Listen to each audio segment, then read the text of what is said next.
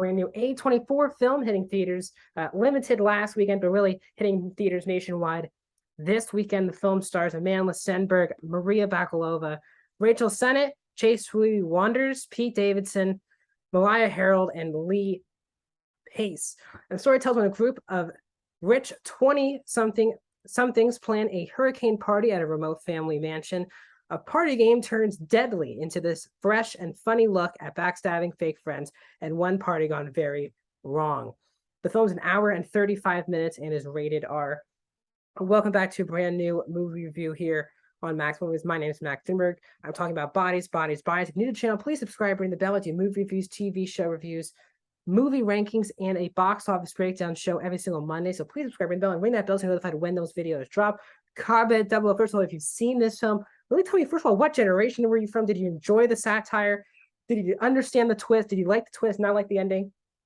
Let me know in the comment section down below. If you've not seen it, tell me, are you going to check it out this weekend or wait for it to come on streaming? And then please like the video, guys, thumbs up button. If you want to talk spoilers, have a big spoiler tag and then do another space and then a couple spaces so people who are watching this review don't do spoilers. I will not be talking spoilers in this review whatsoever. So let's get into this movie. So I was very excited for this movie. First of all, the critics seem to be very much liking it. I think it's at 93% Rotten Tomatoes, but still doesn't get me hyped. What critics think. I was excited for the trailers look good. The cast looks really good. And again, A24 is a movie studio that I think I've talked about on this channel just so many times. One of my favorite film studios out there putting in these kind of indie type films, but films that just really are weird, are kind of out there, and are kind of, as the people like to say, risky films that I really gravitate to because they feel just different from what any other studio is putting out there these days. And this one definitely is in that territory as well. So let's get into it. I was really excited for this movie. And as I said, that really goes with it. The film is definitely out there. But let's get into my thoughts on this movie. So overall, I had an absolute blast from start to finish. Now, while I can say it has a blast, this film is very much edge on your seat, thrilling, and it really is. I think the movie's kind of promoted and people are thinking heading in that it's kind of a slasher film, but I would really call it a satirical whodunit movie. And I know there just isn't a lot of original whodunits out there. Now, this movie's kind of plotline of the bodies, which is kind of like a game like Werewolf or Mafia, where everyone has a piece of paper and only one of them's the killer and the other one, but actually it turns into kind of like a real life situation. You've kind of seen that plot line in a lot of movies for the longest time, but this movie kind of put the satire on Gen Z, but not really poking. Yes, it obviously pokes fun at the Gen Z generation, but it also shows the faults of the Gen Z generation at times, where society is going, and also why it's important that some of the topics that the Gen Z talk about. Now, this is obviously pretty talking for me because I am technically, I guess, a part of the Gen Z, 20 years old. So I'm around the same age as the characters in the movie. So it's kind of funny being the technically the age that they're going for this movie, with characters who are supposed to be Gen Z, who are privileged and have all this money and are partying at a mansion during a hurricane and all of these things. But it's poking fun and having really awful conversations, but also having conversations that I think will inform a lot of other generations on what Gen Z is kind of going for, but shows the faults and the positives. I really dug the satire. It isn't too on the nose. It actually makes the twists and turns of the movie even more relevant because they're having some, at times, hateful conversations, at times, real powerful conversations that I think a lot of people need to know about. First of all, this cast is great. Everyone has amazing chemistry with each other, led by Amandla Stenberg, who's thankfully now back in movies in the past couple of years. She was in Dear Evan Hansen, but since then, she hasn't been in a movie since 2018 since then. So nice to see her now, this time again, back in basically a leading role. She plays Sophie, who is this, she went to rehab, and she's 6 weeks into dating B, who's played by Maria Bakalova, wants to bring her to the mansion, start of just show her what her life was.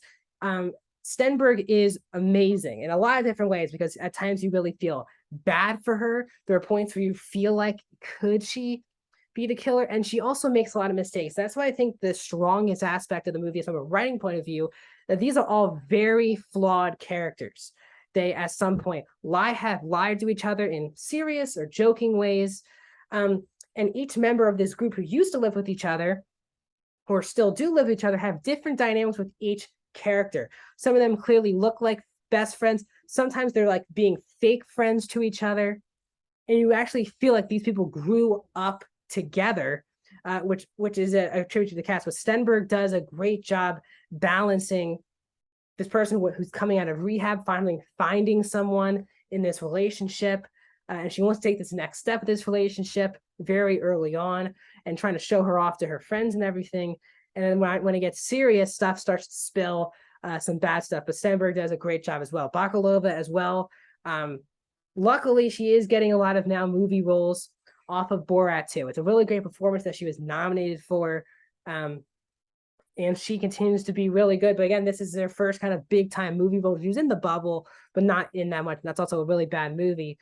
This, she's kind of like the audience because she is newly into this relationship with Sophie, and she's meeting all of the people in the mansion for the very first time. So at times in the movie, especially the first act, she's kind of like the audience member kind of thrown into the mix, but then she has some secrets that she is not told, especially Sophie, that kind of gets spilled as well.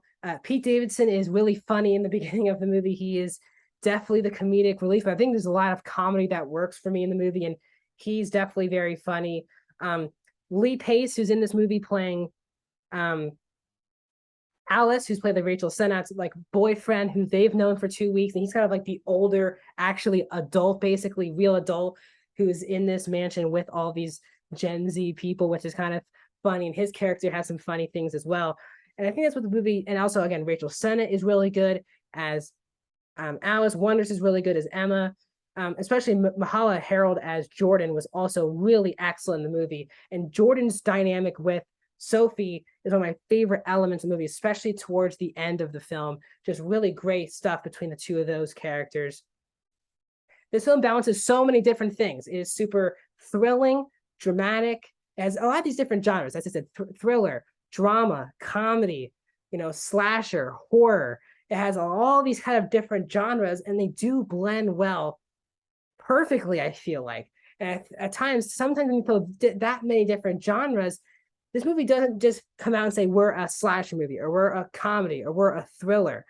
It has so many different elements, and they all do fit well. I think the script is one of the biggest strengths in the movie. Its direction, too. There are really quiet moments. There's a lot of loud moments where the characters are fighting with each other.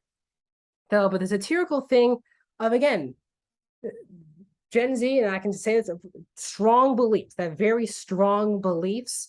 And sometimes they do it to hide their own insecurities, and sometimes they do it to have the good meaning. And you kind of go through that with each of these characters. At a point in a life or death situation, they're fighting about if one of their friends has actually a good podcast or not. They're fighting about stupid things. And sometimes, I think for a lot of people, they'll find some of these characters very annoying. For me, it really felt well because these people felt like real, sure, extreme level Gen Z, but still felt like actual people. I know a lot of people will be turned off by satirical movies. And if you don't like satirical movies, I'm not sure this movie's going to win you over with that. But I really dug this one. It has very vicious kills. It definitely goes for them, but it's not really a slasher. As I said, it's a whodunit. And you do feel like every single person in this house could be the killer. And when you feel like that, if it's like that in a whodunit, then it's a really great whodunit. I feel like this is a really, really great whodunit mixing with the satirical thing. Some of my issues with the movie, I guess some of the jokes don't really work. And I wish we kind of dove in a bit more to this unknown Max character who kind of is referenced throughout the entire movie. And then there's points you kind of forget that he was brought up earlier. If he was this important, I guess, I'm not saying for it, the fact that they brought them up a lot in the first 25 minutes and they kind of forgot about bringing his name up for the rest of the movie, I would have liked to seen that a bit added on more. But for me, the twists and turns worked, the deaths worked, the comedy worked, and the cast itself was amazing. For me, this is one of my favorite movies that I saw all year, to a point where this is a really fun theater experience as well. My whole theater, I don't really feel like gel with the movie, and then the ending, my whole theater Really dug the ending. I'm really interested to see if people like this movie, don't like this movie. Seems like critics are pretty digging it. I can't wait to see what audiences think. So I'm gonna give Bias a 4.5 out of 5. Yeah, I'm gonna go 95% for this movie. I loved this movie really from start to finish. It's in my top 5 for my favorite movies of the year. I mean, totally tell if people don't like it. For me, I was fully into it. The cast was great. And I just felt like a different movie that isn't really out there at the moment. So that's my thoughts on this movie. Please like the video, subscribe, ring the bell. More videos, including a review of the new Netflix film Day Shift tomorrow, box office breakdown show on Monday, tons of other reviews. I'll see you then.